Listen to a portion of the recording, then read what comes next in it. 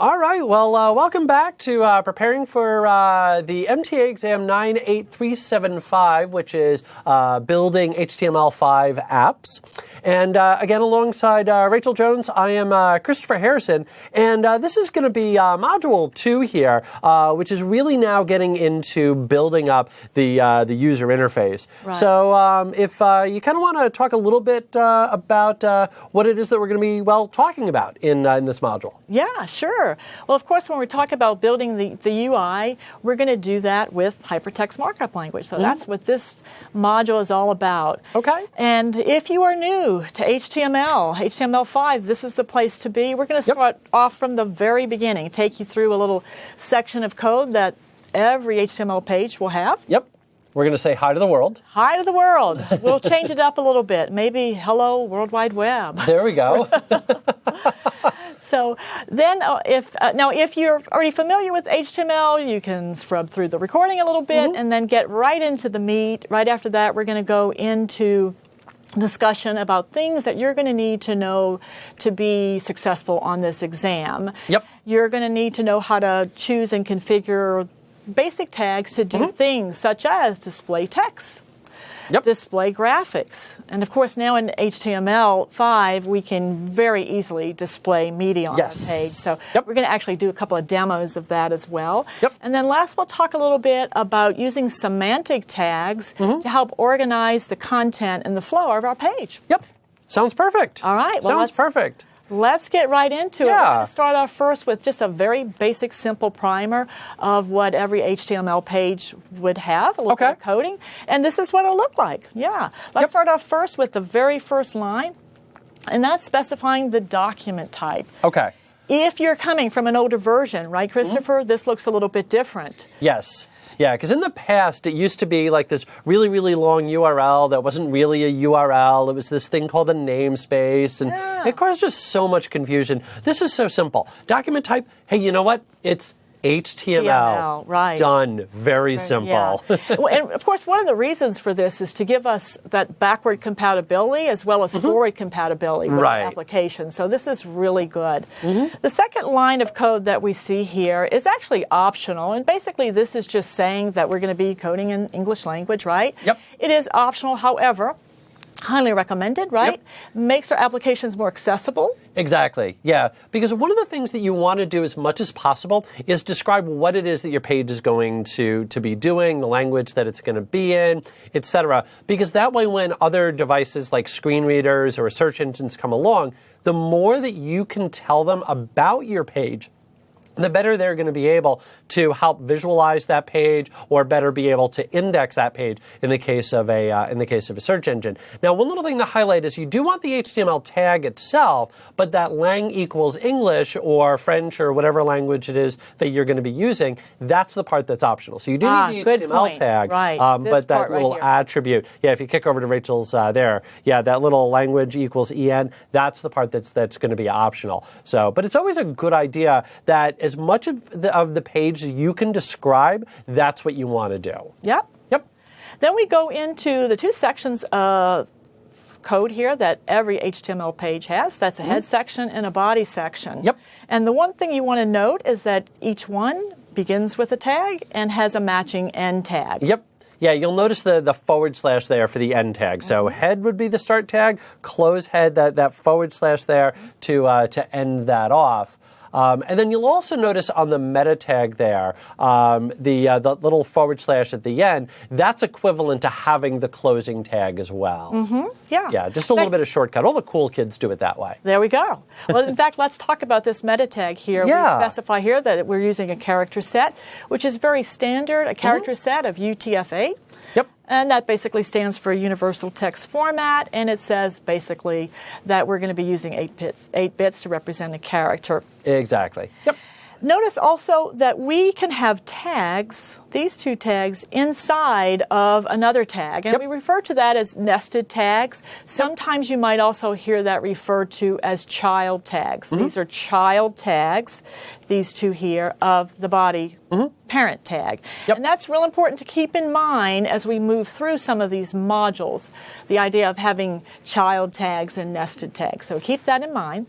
This is the basics of every HTML page. Exactly. I think we should probably actually even demo this. That's, you know, if I've learned anything, yeah, you got to get in, you got to do it. That's really the best way to learn, I think. So yeah, show us a little bit about how this works. All right, let's do it. Yeah. I'm going to cheat a little bit. Oh, okay. I'm going to cheat. Yeah, you're going to cheat. Yeah, I'm going to cheat a little bit. I love that. Yep. Here. Anytime you can, go ahead and just borrow some code. So I'm going to copy this.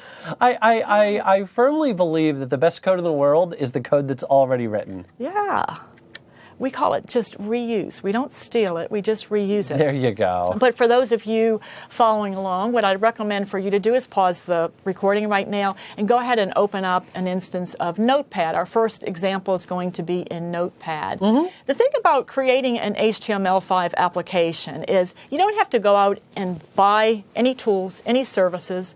You can actually create an application from beginning to end using Notepad if you want. Exactly. Yep. And we're going to actually use a couple of other tools as we move forward, but let's take it simple first and do our first app in Notepad. Perfect. I'm going to just do the old Control V. Yeah. Let's see, my code didn't copy, so let me go in and try to grab that again.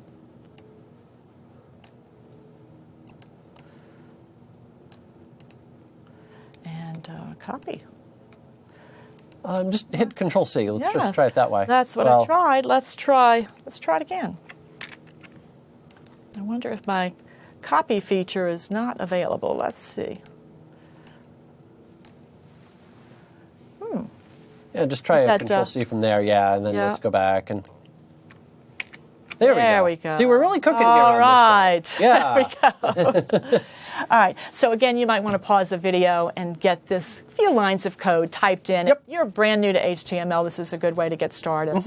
Assuming that you have already done that. What we want to do now is save this page. I'm not going to do the traditional default save, though. I'm going to go to Save As. There's a few things that I've got to change. What we want to change, we're not actually saving it as a text document. We're going to be saving this as an HTML document. Yep. So I'll just call this test.html. Yep. There we go. And one little thing to note is that you could have it as HTM as well. Yeah. Yeah. Thanks for pointing that out. Yeah, but HTML I think is a better way to have the extension set up. Okay. Yep. We're going to save it right to our desktop. One more thing that we need to change, and that's the encoding. And remember, we said we were using UTF-8. Yep. I will change that and say yes, save it. I'll go ahead and close this out and go to my desktop. And there's my file. Okay. My test.html. Notice it's got my little default browser link there. Yep. I double click it and it opens up in my default browser. There we go, our first HTML app. There we go, perfect. Right, here's what I'm going to do. I'm going to right click this so we can view the source and talk a little bit about what's going on. Yep. We can see that there's our title. Yeah, let's if you go into format real quick. Yeah. There you go, and go to text size. Oh, and then yeah, largest. let's make there we that go. Yeah, really big perfect. for our Yeah. audience. How does that look? That looks perfect. Very good. All right, so we see now that our title is shown up here. Yep. And we have one simple H1, that's for header. Yep. And then some little bit of information in a paragraph. Exactly. Plain and simple. Yeah, so it looks to me like that head section is basically where you're describing a little bit about the page, like you mentioned the character set, and then the title up top, and then the body is the actual body or the meat. That's really what you're going to be displaying on the page itself. Exactly. We're going to begin filling those two sections with more stuff as we move forward. That looks perfect. I like it. I like it. Yeah. So that's Notepad. There's a lot of folks out there that love writing their entire application in Notepad. Great. Go get them. Yeah, go get them. Bring back VI. You know it makes sense. There we go. But there's lots of other tools, and throughout the course, we're going to be introducing you to a few different tools to use. So. All right, let's bring back up our slide here.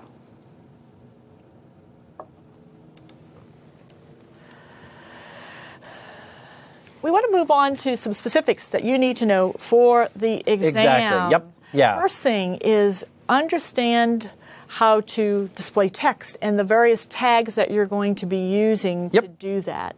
Here's a table. Great little table. We do want to point out, not inclusive though, right, Christopher? Right. Yeah. There's dozens and dozens and dozens and dozens and dozens of HTML tags that are available. And yeah, for us to go through every last one of them, we'd be here for about 3 days, and I'm pretty sure everybody would be bored by the end of that. But this will get our audience started. Yeah. These are the big ones. Yeah. You may need to know more for the exam, but let's just get started. Hey, we're halfway there, right? Because we've already we know what H1 is. Yep. We've also looked at paragraph. We've looked at title. Yep. There's a H2. Let's talk about that. Yeah. We've got H1. We've got H2. Yep. So just like in Word, where you can do a hierarchical type of heading structure, you can also do that on your page. Yeah. So you could have H1, H2, and H3, so on. All the way down to H6. Yeah. Yep. There we go. The other thing to note is we've got some tags here to help differentiate our text on the page. Let's look at a few. We've got the bold and italics. Those have been around for quite some time. Exactly. We've got some new ones in HTML5. We've got the M and the strong. Right. All of those help us in some way differentiate text on our page. Exactly. But there's a time to use either or, right? Yep. And we need to talk about that. Candidates need to know that for the test. Exactly. We're going to actually do some demos to walk you through that. I think that's the best way to actually experience that. Yeah, actually see the strong and the emphasis. Yep. Yeah. And then the last tag here on our slide is the footer. And we'll actually look at an example of the footer. That's an example of a semantic tag. So that's to come later. We'll talk about that. Yep. Let's jump right into a demo. Yeah, let's do it. And because really, I mean, we could put that table back up there and we could keep talking to the table, but it doesn't really mean anything unless you see it. So let's actually get in and do a demo here. I love it. Okay. Yep. Now, we've done a demo in Notepad. Now we're going to take it a step further. We're going to introduce you to another tool. It's called Web Matrix. Great little free operative tool. word being here, free. Yes, free tool from Microsoft, and it's downloadable. Yep. Now, I want to point out that you can use your favorite development environment, and there are many. Christopher, what's your favorite? Visual Studio, but yeah, I mean, I'm a Microsoft guy, but even before I joined Microsoft, it was always Visual Studio. Yep. There's a couple of versions of Visual Studio. The version that you go out and purchase. Yep. Also a Visual Studio Express that you can download for free, as well as this Web Matrix. And we'll give you some links later on in the course of where to go get all of those tools. But the point here is that you can work in any development environment you want during this course, or know for the test, you're not going to be tested on the development environment itself. Exactly, yeah. So if you're using another tool, if you are using Notepad, that's just fine for this exam. You're not going to see questions on Web Matrix or Visual Studio or anything like that. That it really is specific to HTML5, CSS, JavaScript. Yeah. Regardless of the environment that you're developing in. Let's go ahead and link out, though, to Web Matrix because I want to introduce you to the location that you're going to go. There we go. To. Go ahead and zoom in on this a little bit. So get you that URL there. There it is. That's where you can go if you're interested in downloading this. And it really, if you haven't played with it, it's a cool little tool. Yeah. It's great for beginning development, but it's got some cool tools that not even the big guys have, the big development tools. So I highly recommend you go ahead and take a minute, pause the video, and do a free download of that. I'll go ahead and move on, though, assuming that you guys have paused the video and done that, and start. Well, they'd have to start it back up again to hear us. All right, we'll go ahead and start a new application. We've got a couple of choices. Being the lazy developer that I am, Christopher, I'm not going to do an empty site. I'll go ahead and do a template gallery. Okay, all right. I'll take any amount of code Absolutely, I can get. Yeah. What I want to point out is you can actually create lots of different types of web applications using this tool. You can do your traditional ASP.NET. It even has support for PHP, Node.js. But we are specifically, we're specifically interested in HTML, so we're going to choose that option. Choose an empty site. We will give it a name of My Demo. Perfect. And hit next. I use those exact same very creative names. Demo, something, I'm a test. developer. I don't Yeah, have that after a while, yeah. All right, it opens up and it's got a couple of defaults. One is our default index page, and hey, look at that. It's written a little bit of standard code for me. I'll take it. Absolutely. Let's go ahead and add a title here. This is a demo. See, there I go with my creativeness again. Yep. And I'll add a header. Now, you notice what's nice about this development environment, right, is it's going to help fill in some things. That's going to add the end tag for me. And by the way, if you don't like that feature, you can go up to File, Options, and change that. But I kind of like it. Again, I like any little bit of code that I can get. This is a main header. And I'm going to go ahead and demonstrate that hierarchical type of heading. Okay. So let's add an H2. I like it.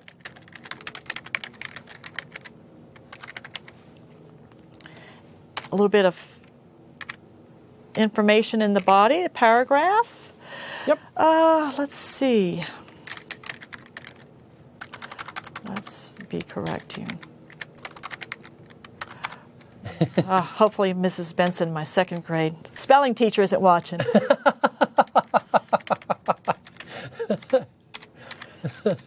True story, I actually failed typing in high school. Oh. Don't tell anybody. Yeah, true story. I got better. Well, I'm afraid you just told the whole world about that. Dang it. Wait, you mean this is being recorded? Yes. Now they tell me. That explains these cameras. Yeah. Real thing, Christopher. All right, here we go. We've got an H1, we've got an H2, we've got a little bit of information in our paragraph. We're going to come up in the right-hand corner and choose to run. Okay. And notice I've got a couple of browsers loaded, so I can actually test this in a variety of different browsers, which is, of course, what you are going to want to be doing when you're doing your development. That's important. We'll go ahead and use Internet Explorer. And there, voila. Okay, I've got my title. I've got a main heading, and now you can see the hierarchical fashion of the secondary heading. A little bit of text. Those that pass this exam are the creme de la creme of their class, right? Absolutely. So, creme de la creme, it is a foreign word and a body of English text. And so to be semantically correct, we probably need to differentiate that a little bit, right? Yeah. Let's use a tag to do that. Okay. Yeah. The correct tag to use is the infamous italics, which has been around for quite some time. Okay. All right, I'm going to click and drag and position this there we go. In between. Right. And so now that's going to be in italics. Let's take this a step further, though. Let's demonstrate a couple more of these tags to help us differentiate and talk about the difference. Go for it. We want to show some strong emphasis to something, like call for help now. Okay. Again, there's my absolutely. uniqueness. So not very creative there, but call for help now. Up. All right. So let's see what I did here. I forgot my strong. That's what we're going to use, the strong tag, to demonstrate that. Yeah, one of the nice things that WebMatrix and a lot of other tools will do is automatically close tags for you, which can be very helpful as you're typing everything out, rather than always having to close it on your own. That's right. All right, I'm going to go ahead and put a little break here as well. Yep. So BR is a line break, and that's just simply going to be new line. Yep. Great. And there we go. So now we can see a little bit of difference in how we can differentiate text. We notice we've put the italics here, and then this is in bold by using the strong. Yep. We had a bold, right? We do have a bold. Yeah. Yeah. So let's talk a little bit about the difference of when you would use strong and when you would use bold. Okay. Let's actually just demonstrate that. What would happen if I change this to bold? Only one way to find out. Yep.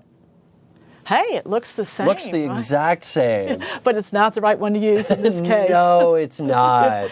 But you notice, HTML5 police didn't run in and get us, right? Because we used the wrong tag. Yep. But for the exam, you should be comfortable in knowing which tag to use in the right time. Right. And Oh, I was just going to say that the difference between that strong and bold, that you'll notice the display is the same, but bold specifically means display this as bold. But strong is describing a little bit of what's going on there. All the strong and emphasis in turn are doing is just simply saying, hey, this text is important. And so it gives a little bit more flexibility to browsers, and in particular gives a bit more flexibility to search engines and screen readers to be able to better highlight that text. Exactly. So even though it doesn't look anything different visually to us, it certainly helps to make your application more accessible. Yep. And it helps us as developers, those that come after you, to read your code and to figure out what's going on there. Yep. Just to emphasize a little bit.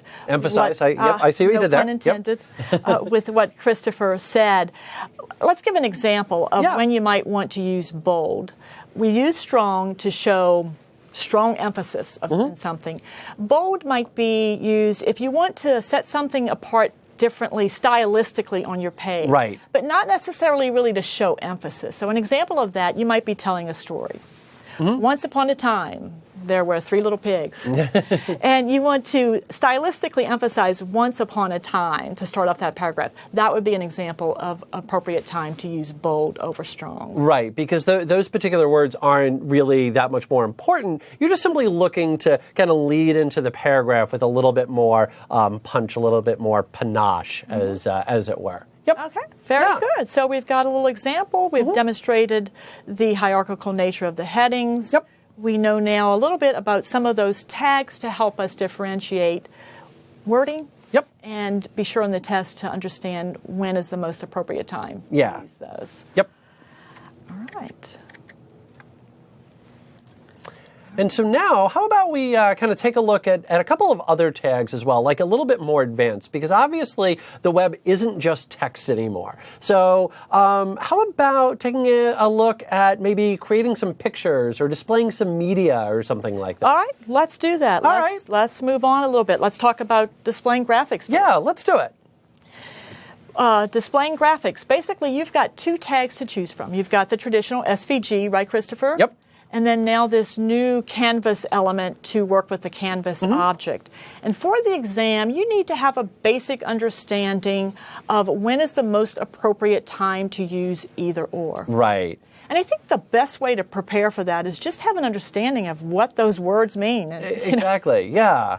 So let's talk about that. SVG. SVG, sure. So SVG is scalar vector graphics, and the whole design here is that declaratively or through the markup, you're going to describe this is what I want. So you'll notice there on the page that it's rectangle with a height of 100 and a width of 100. So you're specifically saying that inside of that little spot, I want a rectangle that's going to be 100 by 100, which would actually wind up as a square. But as we all remember from geometry class, all squares are rectangles, but not all rectangles are squares. At least I think I remember that from geometry. But yeah, so you're declaring this is what I'm going to want. And I'd also mention just real quickly here that it's a vector graphic, so that as it scales up or scales down, it's still going to maintain that clarity, because what you're doing is you're saying, I just want to draw this line. So rather than like a JPEG, which is really a bitmap at the end of the day, which is I want this bit to be, this little pixel to be red, and this little pixel to be blue, and this little pixel to be red.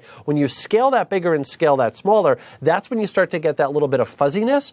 Vector graphics don't do that, because what you're doing is you're saying draw a line from here to here. Well, if you're scaling that down, well, now you're just going to say draw a line here to here, or if you're scaling that up, it's going to be draw a line from here to here. So it's a much better way to draw out your graphics as well. Good point. Yeah. So in other words, if I needed to allow my users during runtime to enlarge a particular graphic, you're saying that SVG might be a more logical choice. Yeah. So as people resize their browsers, it's going to be a better graphic. Okay. Yep. Yeah. Well, the nice thing about the canvas object, though, the new object, it does give us a lot of ability now to really interact at runtime with graphics. Yeah. You're right. It's Vaster based, right? Yep. So if you have to do a lot of scaling up, it may not be the best choice, but really allows you to get in there and do some animations and some fun things. And we're actually going to be doing some demos later. But for now, just understand there's 2 basic tags. be comfortable with knowing when to choose either tag. We've got a reference here for you to explore a little bit further on that topic. And by the way, at the end of each module, we'll be providing these hyperlinks for you to go out and do a little bit more exploration. Yep, exactly. Yeah. All right. Let's move on. Talk a little bit about plain media, which is really easy now in HTML5. Yes, it is. Basically, one line of code. Yeah, Yep. Here it is. One line of code right there. 2 tags. We can add MP3 audio to our page. Yeah, really any audio, almost any audio, as long as the browser can hack it. Yep. Exactly. And then, of course, video. Yep. Here's another additional resource for you to go out and explore. Yep. And I'd be remiss if I didn't mention this. You'll notice the autoplay, which is going to do exactly what you think it's going to do, which is once they hit that page, it's automatically going to start playing on that audio let's do a demo. video. Yeah, let's do that. It's one thing, tell them about it, but I think we probably need to demo it, right? Yeah. Let's talk about one more thing, and that's our semantic HTML, and then we'll do a demo on both of these. Okay, perfect. I love it. I love it. Semantic HTML, these are some new tags. Just by the name semantic, which, by the way, means meaning, kind of gives it away. Meaning, yep. Yeah. We've got a set of new tags that provide meaning to us about what our tag is doing. Yeah. Here's a nice little visual here that represents some of the new semantic HTML tags for you. Yep. Beginning with header. Well, right away we know that that section of our code is to display a header, as is a footer. Pretty self-explanatory. Yeah. And what's really nice about those is again, you're describing the text, you're describing the data. So if I just simply went in and I said, for example, bold, or if I just simply said H1, that I'm not necessarily saying that this is a header, that I might just be using that because of the fact that I want it to display a particular way, but the text itself might not actually be anything important. That we mentioned, the 3 little pigs, right. or like once upon a time. It might not be, that text itself might not be important, but I just want it displayed as bold just visually. So when a screen reader or a search engine comes along and it looks at it, it can't know with 100% certainty that that text is important or that exact meaning. But if we take a look again at the semantic HTML, what you're going to notice is that we're now describing what that data is all about. So we are now specifically saying, hey, this is the header. We're specifically saying, hey, this is the footer. We're specifically saying, hey, this is the aside. And that way you're now better describing what that text is. Good, very good point, especially about making your application more accessible. Yes. Right? Yep. Because, again, your application is still going to run if you replace all of these with the traditional div tag. Yep. But by being more semantically correct, it certainly helps your application become more accessible because, as Christopher mentioned, screen readers are going to now be able to pick this up.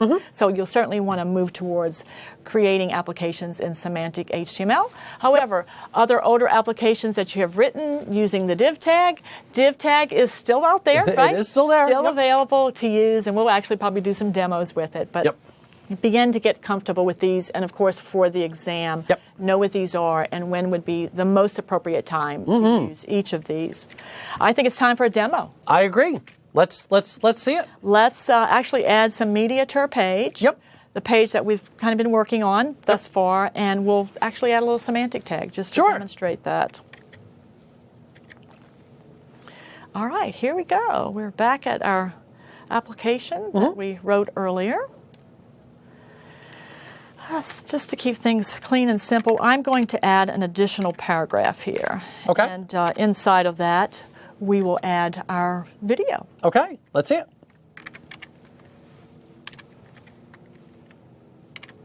That's pretty simple. Just video. I like it. Pretty simple, right? Yep. The first thing we're going to have to specify is the source. Okay. That's just the path, right? Yep. To make things simple, I'm going to go ahead and add that path into my file. Okay.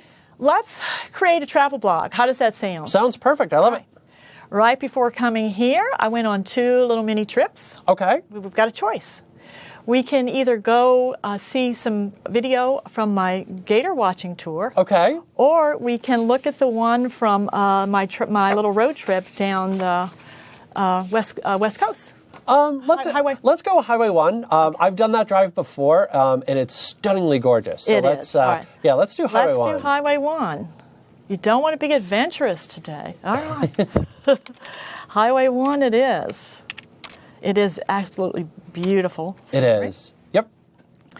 All right. Now, if you're following along, and I hope you are at home, create your travel blog as well and use any video that you have or any place that you would like to go. Yep. Just see if you can add that to our page. Now, what happens if we run this now? What are we going to get, Christopher? Well, I think there's only one way to find out. All right. Well, there's a video. Yeah, well, it just looks like a big old black hole to me. Yeah, right? it does. So it doesn't do anything yet. We still have some work to do. Okay. And of course, one of the things we need to do is resize it. Way too big, right? Yeah. So let's do that right now. Okay. Let's add some attributes, our height.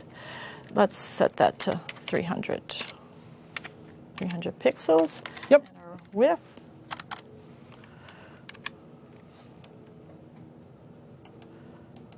There you go. Let's go 500. How does that sound? That sounds perfect to me.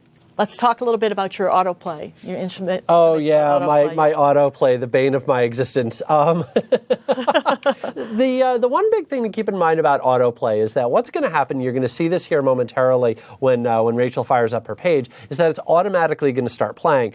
And there are going to be times when that's appropriate, because if I create a link and it says, click here to view this video, then I'm expecting, if I'm a user, that that's going to start playing the video. But if all of a sudden I just navigate to your page, so www.yourdomain.com, and this is maybe my first time looking at your page, and all of a sudden I see a video, that could be very surprising. And I can't tell you the number of times, and this has happened to me when I've been, sitting in a meeting and maybe I should have been paying attention. I had my speakers up, I, fired up a URL, and all of a sudden now I've got, a video playing with, full surround sound. Yep. It just, it's a little really overwhelming, jarring. isn't it? Yeah. So make sure that if you are going to use autoplay, that your users are going to expect it. So you certainly don't want that on like your landing page. But if you create a link and it says, click here to view video, then yeah, using autoplay is perfect there. Yeah. Yep. Well, we'll go ahead and do it, though, just to demonstrate absolutely. a little bit. Yeah, we got to see it. But we do, with what you said, we want to be mindful to give our users a little bit of control. So we're going to go ahead and use the controls attribute so they can start it, stop it, resume it, loop it. In fact, speaking of loop, let's go ahead and add the loop attribute as well. Yep. When it gets to the end, if the user hasn't stopped it, we'll want to replay it again. And don't forget your PX on 500. Ah, thank you. You're very welcome. Good eye. All right, let's run this, see how that looks. Oh, and there we go. And now there we've got our autoplay. As Christopher mentioned, it automatically begins to play. But I do have my user control, so I can pause that if I want. I can scrub through it. And, of course, when it gets to the end, it'll loop back and start from the beginning as well. One of the things to note, though, is that these controls are browser-specific. Remember, an HTML application is actually rendered on the browser, and you as a user, developer, don't really necessarily have control over that browser. Right. So you'll want to test that. Let's just see how it looks maybe in Chrome. Okay. And you'll notice that you see a little bit of difference in those controls. In other words, you really, as the developer, don't control what those look like. Right. And that actually is a lot of times a good thing, because I don't always necessarily care exactly what the controls look like. And again, allowing the browser or allowing the tool that the user is using to view your website kind of handle things creates a bit more of a consistent experience for them. So that way, if I'm using IE, every time that I go to a video, I get the exact same controls. And that can help create a better experience in the long run for your users. Agreed. Yep. Agreed. All right, I'm going to go back to my code. Since let's see it. We're going to be building this as a travel blog. Let's make this make a little bit more sense. Sure. So bear with me here. California. In fact, this used to be your stomping ground. It used to be my, I lived down there for a good 15 years. Actually, just moved up here. So I will certainly miss the weather. So, yeah. And I'd also mention just real quickly that if you ever have the opportunity to go drive Highway 1, it's an absolute must. It's stunningly gorgeous. So it was my first trip that far south of California, and it was beautiful. Yep. Winding stretch. Yep. I'll just put in a little stuff here that makes sense. There you go. Perfect.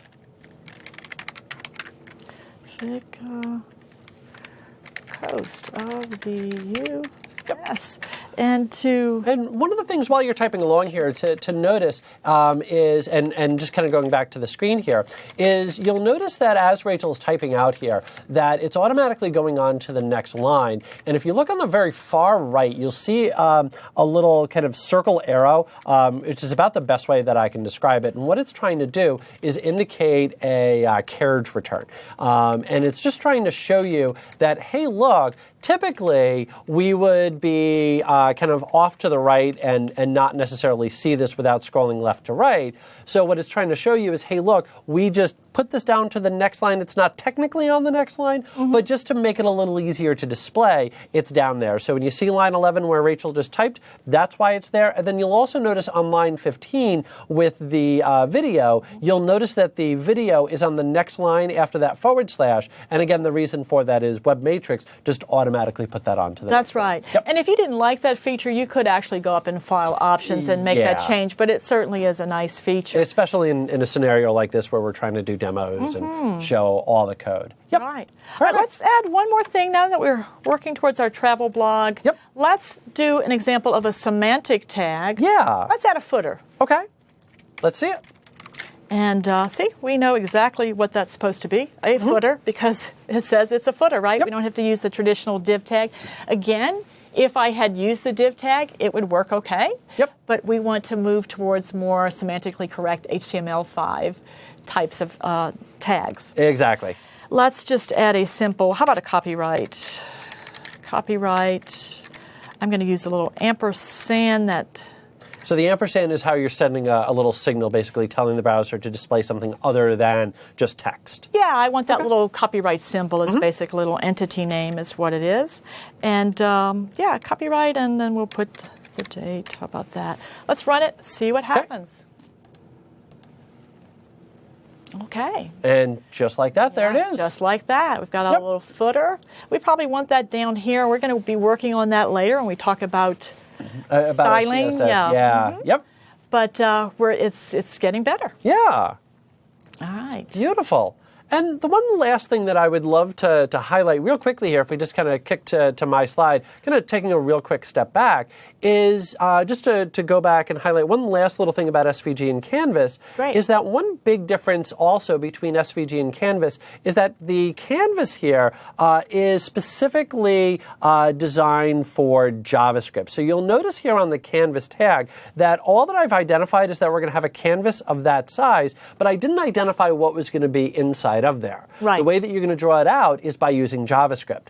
With SVG, however, you'll notice that semantically, there's that word again, declaratively, that I'm putting in a bit of markup to say this is what I want to draw. So with SVG, I can modify and change that by utilizing both JavaScript and style. So SVG, JavaScript and style. Canvas, JavaScript only. JavaScript only. There we go. Very good. Perfect. Thank you for pointing that out. Oh, you're very welcome. For some additional resources, Yes. we want to give our viewers information on where they can go download some free stuff. Yes. Let me go ahead and link them out there. Free stuff is good. Yeah, this is a great site to know about. This takes you to a couple of different options that you have for actually downloading some development environments. Yep. And Microsoft offers you many few ones. We've got the Web Matrix. That's what we have been using. Yep. Also, we mentioned Visual Studio Express, your favorite, right? Yep. I love Visual Studio. Yeah, I do too. But I think Web Matrix is a great one to start out with. And then, of course, Internet Explorer. You can actually do development right inside of Internet Explorer. Here's a place where you can go download any of these. And then there's a little comparison if you're wondering, well, what's the best one? Yeah. Well, you can go here and explore. I do want to mention, if you are a student, DreamSpark. We've got to mention DreamSpark. Oh, we got to, yes. It is a great program if you're not familiar with DreamSpark. If you are a student and have an educational student ID, you are available to go to DreamSpark, sign up for it, and get lots of free stuff from Microsoft. So you'll want to do that.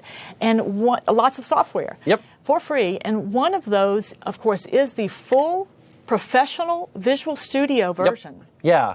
Yeah, so just fire up Bing, do a search for DreamSpark, all one word, and definitely check it out. Take advantage of it, because again, the best price in the world is free. Yeah, that's right. So lots of different options, and again, for this exam, it doesn't matter which one you choose. Right. We're going to do most of our demos in Web Matrix, and we're also going to do a few in Visual Studio so that you can see a little bit of difference of development environments if you're not familiar with them. Yep. If you're still feeling like you need a little bit more reinforcement about building the user interface, about the basics of HTML, we've got a great resource for you up here on our slide, which you can go to. This will give you actually a walkthrough of some exercises that you can do to really reinforce all the things that we have discussed here. So some really good resources out there. You got to get in, you got to do it. It's the only way that it ever sticks. That's right. Yep. Demos, demos, demos. Yep. In summary, HTML. Yeah. We started out with basics of what your first HTML application might look like. Yep. We did it in Notepad. Then we moved on to Web Matrix. Yep. We looked at specifics for displaying text, SVG and Canvas, right? Yep. For our graphics. Yep. Media. Yes, how to play those video files, how to play those audio files. Easy. Yeah, and then finish it all out with a whole bunch of resources. So one of the things that you probably noticed as we were going through this is, like Rachel mentioned, it'd be nice to maybe move that footer down a little bit and kind of play around. Well, that's going to be by going in and styling the page. Right. And CSS. And that's going to be our next module. Yep. So what do you say we take a little break, and then we'll come on back and take a look at how we can stylize our pages. Sounds great. See you there. All right.